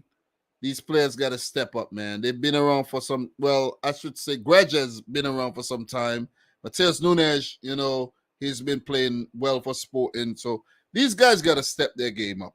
My prediction for this game, I think Chelsea brush off their funk against Wolverhampton Wanderers. They did well against AC Milan. Very fluid football under Graham Potter. And I could see them picking up a victory, a rare one, against Wolverhampton Wanderers, who are struggling to find their form and pick up points in the league this season. 2-0 to Chelsea. No further explanation needed. Maybe Raheem Sterling and Aubameyang get on the score sheet. Who knows? Maybe Havertz come back in here into the team. Mason Mount, maybe. Who knows? But, Chelsea, a better unit. Are we going to see Kepa in goal or Mendy? Let's see who Graham Potter prefers to have in goal. But, with Chelsea's defense of Koulibaly, Thiago Silva, with Fofana injured, could easily slot a Cucurella in there and play Ben Chilwell as a left wing back. So Chelsea, they got the depth, but the only thing is I think Thomas Tuchel did not know his best 11, and that is what hampered the team, throughout the last few months. So 2-0 win for Chelsea. And Wolves continue to struggle in the league this season. As for Wolves, they are 18th in the relegation zone, 6 points so far. Their next game will be against Nottingham Forest, a team they could definitely get something against, followed by one against Crystal Palace. As for Chelsea, who are 5th with 13 points, their next game will be against AC Milan in the Champions League, a away leg at the San Siro, followed by a matchup against Aston Villa. All right, so that's my thoughts on that game, guys. Let me know yours in the chat. We got 2 more matches to talk about: the Man City Southampton and Liverpool Arsenal. We're doing well. We're doing well in terms of time tonight, though. So, yeah, Lego Dude, thank you very much for coming in clutch there with that one. Sampoli, former Argentina manager there as well. Let me see what you guys said. Oh, you actually said that? All right. Thank you there. Thank you there. Wolves will win this 1-0? Huh?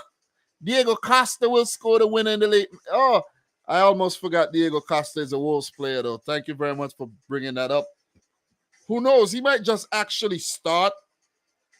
And he would not have been a bad shout to put for player to watch as well, coming up against his old team, Chelsea. So, remember them days where Diego Costa at Chelsea did win the title. They definitely win the title, followed by some frustrating seasons. But it should be a pretty one-sided game. Clinical coming in with a 3-0 win for Chelsea there as well. Guys, smash up the thumbs up button for the live stream if you're yet to do so. A late Friday preview for the weekend matches. I'd rather do the preview on Thursday so it gets a day for people to watch it and stuff like that. But I couldn't do it last night, man. I went out shopping with my boy Liam, and, he just kept me busy. You see what I mean? Along with shopping, we went to like 3 different stores and, keeping him quiet and calm and everything. And then coming back, packing away the groceries, having to get something to eat. I was like, you know what, man?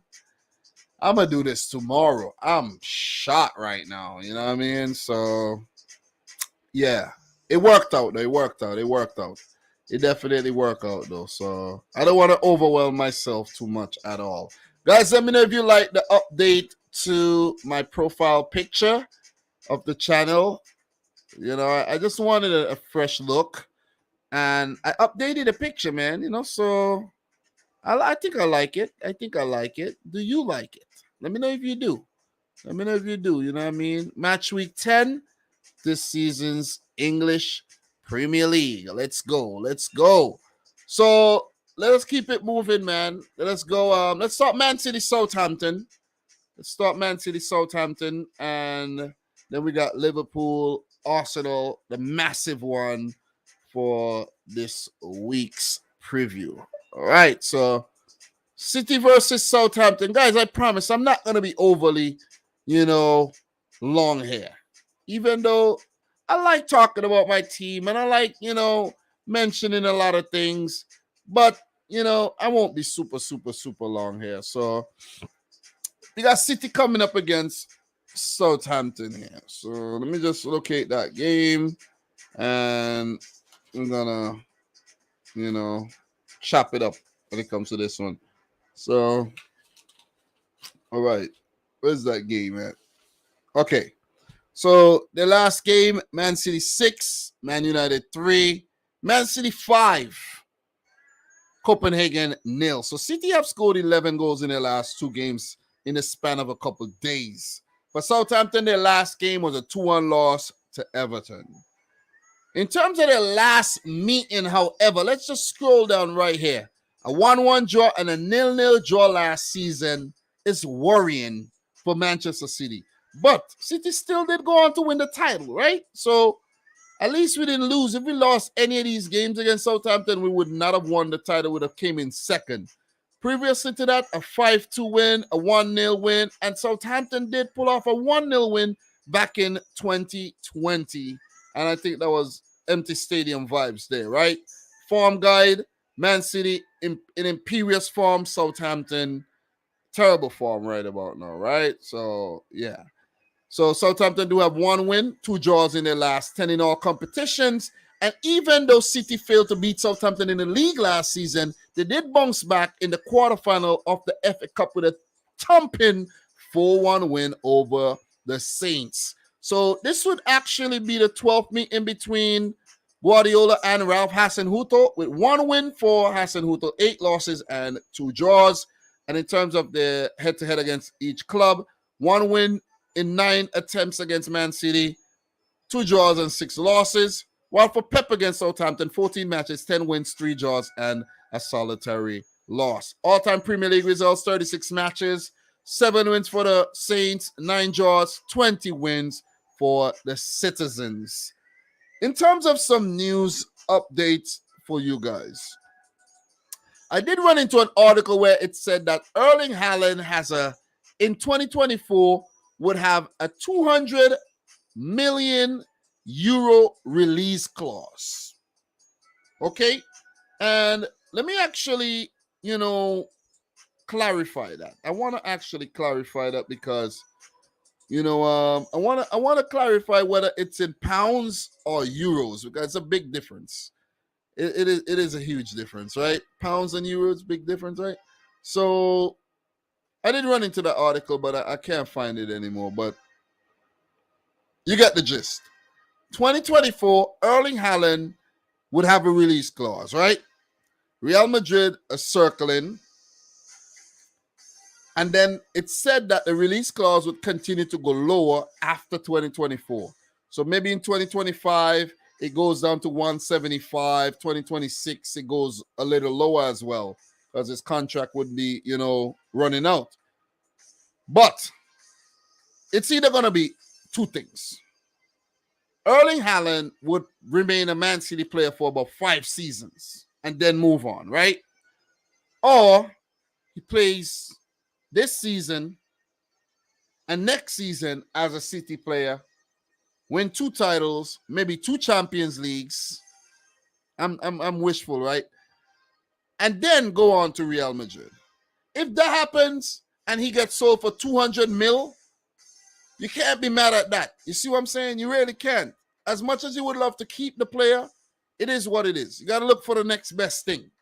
And with Man City, you know, they're very good at that. Julian Alvarez will be waiting for to be number one striker. You know what I mean? Maybe there'll be a player who's come through.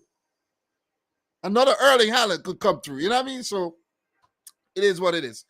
Also, in terms of the news updates, City hope Phil Foden will sign his new contract this week until 2027. And there's been a meeting where both parties want to actually, you know, get all they want put into the contract and all that good stuff. So Foden could be signing until 2027. And maybe Foden will convince Erling Haaland to stay at the club until 2027, where the two players could dominate and continue to make the Premier League a farmers' league. And maybe by then it won't be the Barclays Premier League, but John Deere Premier League. So with that being said, there's also been reports that Man City were charged €260,000, pounds, pardon me, for the pitch invasion that happened against Aston Villa on the final match the last season, where Man City miraculously came back to win that game and eventually to win the title. And the fans stormed the pitch and they were fined $260K. Chump change, right? Chump change for these Premier League clubs.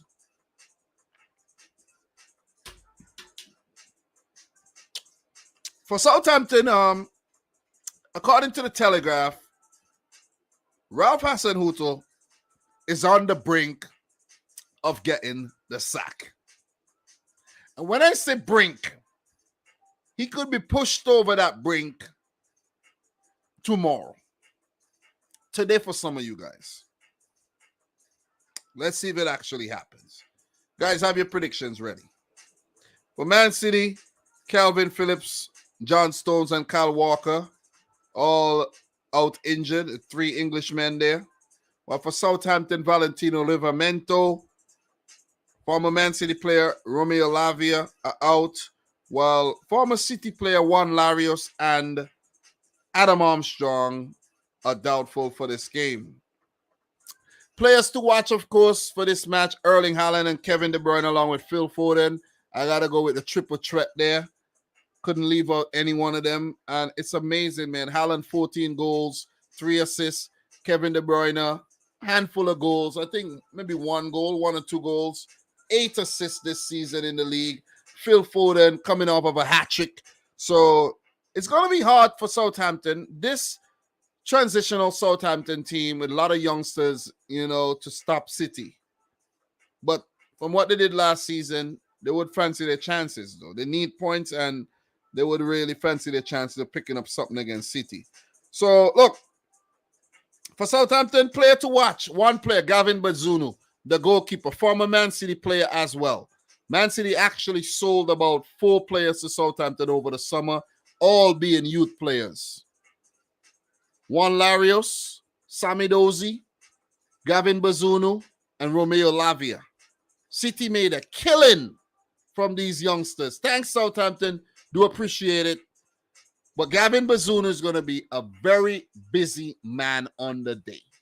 If Southampton are smart, they would bring Mohamed Salisu back in the team, linking up with Armel Bella Kochap. These guys have formed a good partnership. And Kyle Walker-Peters, who had a great game last season against City. James Ward-Prowse, all these guys. Che Adams, who did have a good game, I think, when City lost to Southampton, that chip goal. So they do have, you know, a good record lately against Man City. So that'll be their saving grace. For Pep, I think it's going to be business as usual. I don't think he's going to rotate too much. I hope he doesn't. Haaland to start, Foden back in the team, Jack Grealish. Those are the front 3, right? Grealish, because he's really been playing well in the last couple games. So I'm going to go with Grealish. The midfield, Kevin De Bruyne. Rodri should come back. Bernardo Silva. maybe Gundogan back on the bench. Left back, Sergio Gomez. Right back, Jacques Cancelo with Kyle Walker's injury. And the center back pairing is pretty hard to pick because Laporte's back, Akanji's playing well, Diaz is playing well, Nathan Ake is playing well. Oh my God, the depth. And John Stones is injured, so the depth, man. And you got youngsters like Wilson Esbron and Rico Lewis waiting in the wings for their opportunities. What a team. Julian Alvarez potentially to come off the bench. Mahrez, Gundogan, Cole Palmer. Damn. What a team. Guys, my prediction, 5-1 Manchester City. 5-1. Southampton will get one, but it's going to be another beatdown.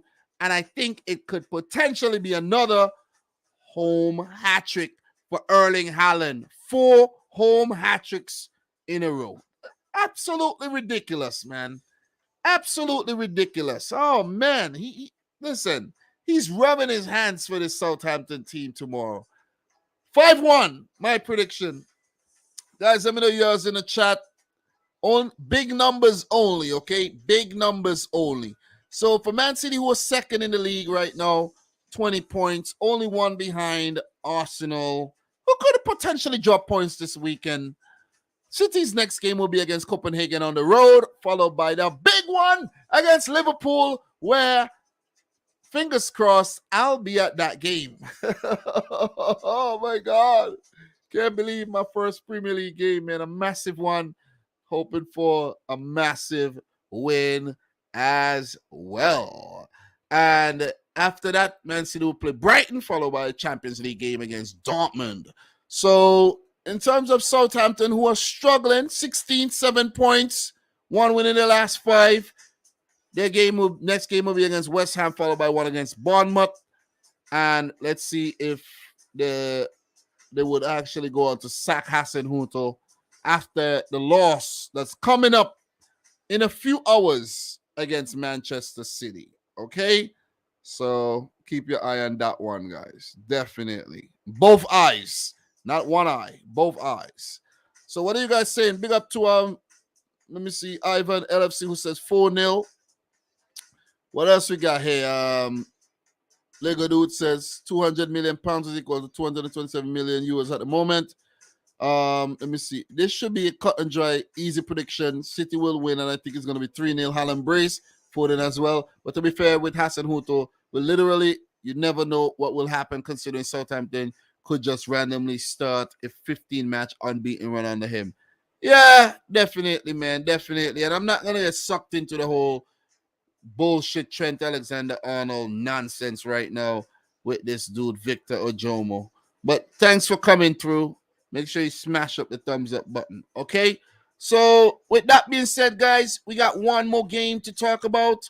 1 hour, 44 minutes. Not bad, not bad. And I'm, not going to spend super, super long talking about this match, but I'll say what I have to say. And we got Arsenal coming up against Liverpool here. Massive, massive game. And when I say massive, man, I always say Arsenal tend to struggle against the Liverpools and the Manchester Cities and, the top 6 clubs, right? But this season, they've been playing well. And I've said, if we are to take Arsenal serious in terms of the title race, they're going to have to beat Liverpool or stay unbeaten. They're going to have to stay unbeaten or beat Manchester City, Chelsea, Spurs, United. They lost to United, but they bounced back against Spurs. What are they going to do against Liverpool? That is a big question posed right about now. Arsenal, you're under the microscope right now.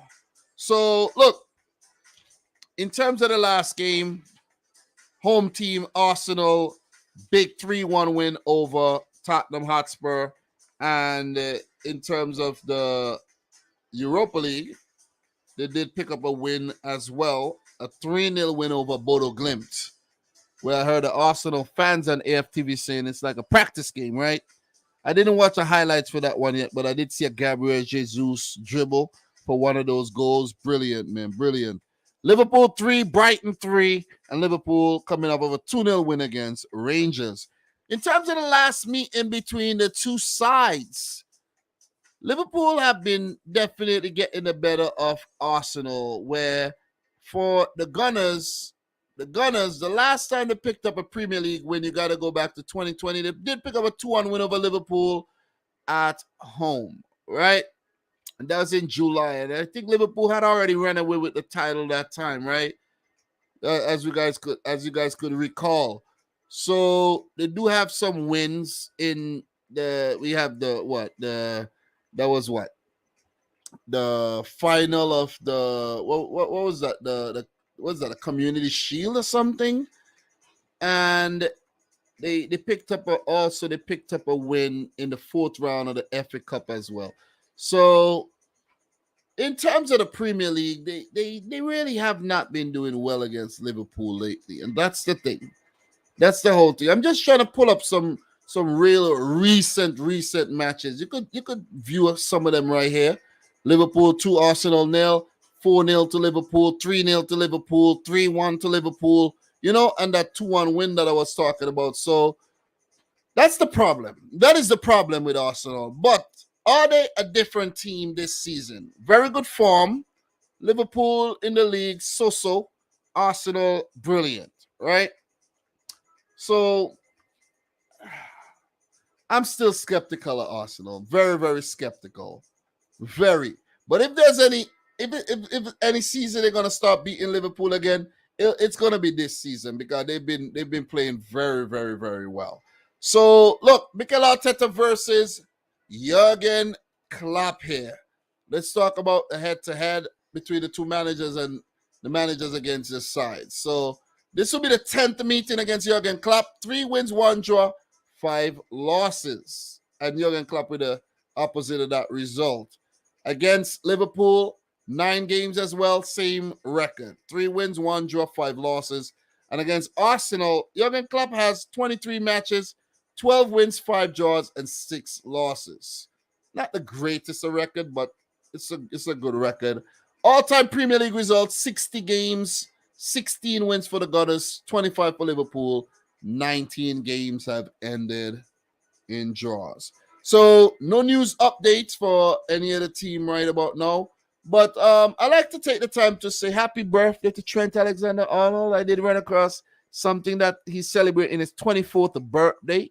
So I do give him a lot of stick for his defensive side of his game, but he's a good attacking player, and he should be played as an attacker and not a defender. That's all. That's all I gotta say. Don't come argue with me about Trent Alexander-Arnold. And we all know he can't defend. The entire world knows that by now. Anybody want to argue for Trent, you're gonna lose. You're gonna lose. Attacking wise, great player. Defensive, he's just absent. You know what I'm saying? He's going through the motions.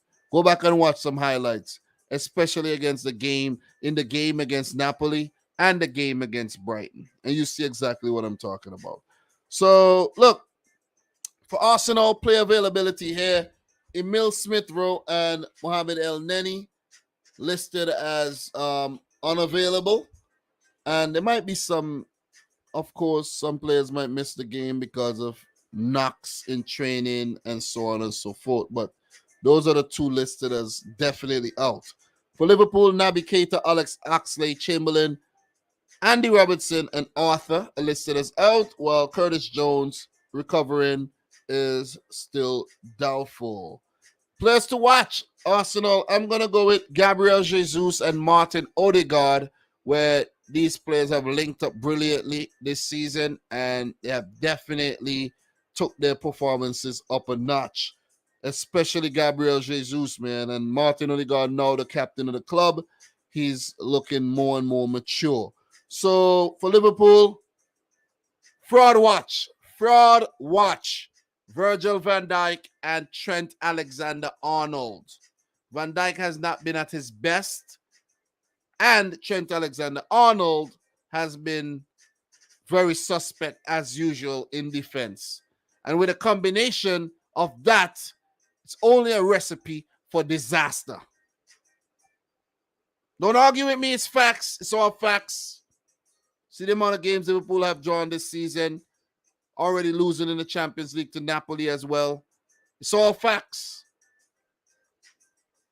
It's all facts. It's right there for you to see it in front of your eyes. Van Dijk going to need a big game. Trent going to need a big game as well if they are to keep up this very, very potent Arsenal attack. Potent and hungry. In terms of my prediction for this one, guys, look. Arsenal are playing well. And that's an understatement. They're playing well. Didn't beat United, but they bounced back against Spurs. The big test for the Gunners here is their defense. Impressive, Saliba and Gabriel. Are they going to be good enough to keep out the likes of Luis Diaz, Firmino, Salah, Jota, Darwin Núñez, whoever's involved? Are they going to be Fabio Carvalho, Harvey Elliott?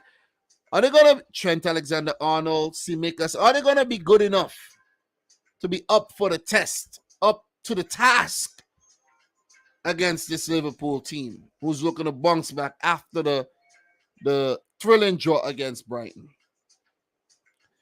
Could Liverpool defense keep the likes of Martinelli, Gabriel Jesus, Odegaard, and co quiet? Could they manage to do that?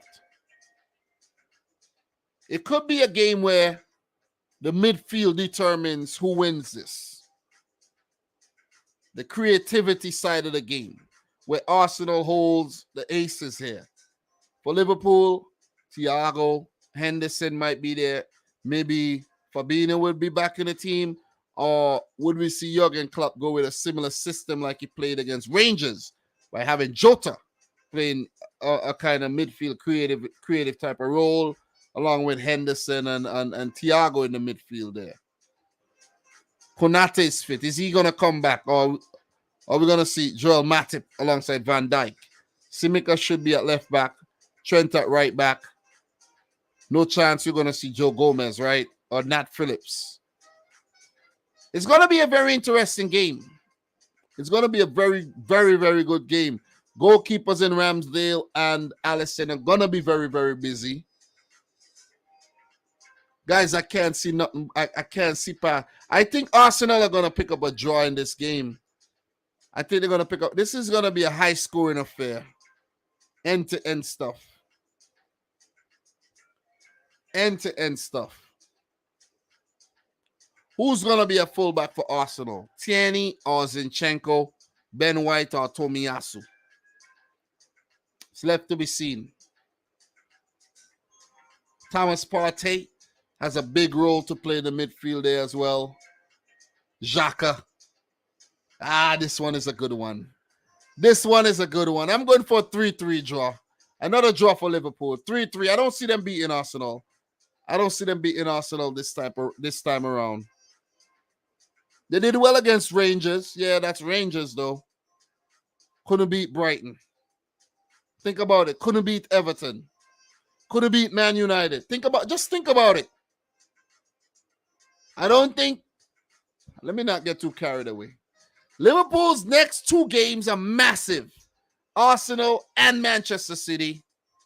And if they fail to beat any of these teams, you could kiss the title goodbye this season. 3-3 draw is my prediction.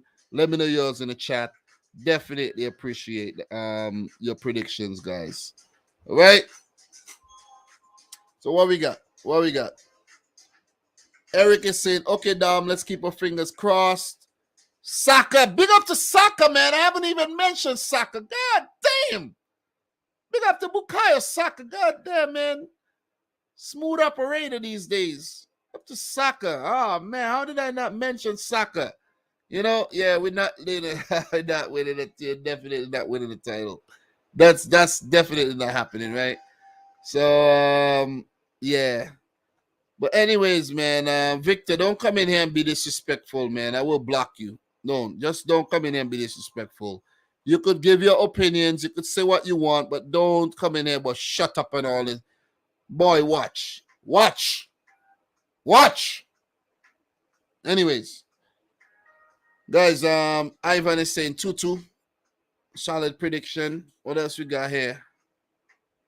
Any more prediction, guys? Let me see. Let me see any more predictions, guys.